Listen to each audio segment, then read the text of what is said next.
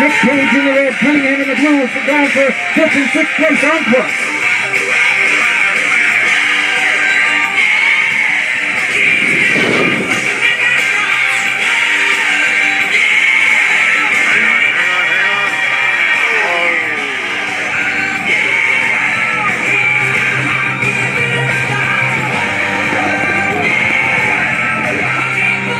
That's the Shea guy.